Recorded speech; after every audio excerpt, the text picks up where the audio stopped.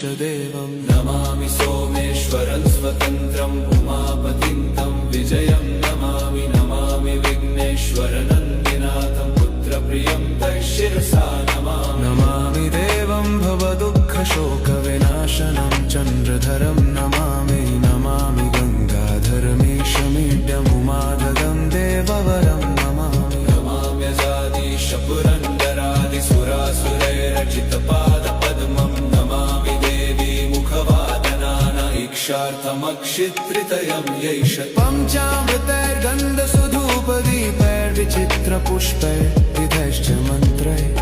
अन्नप्रकारैः सकलोपचारैः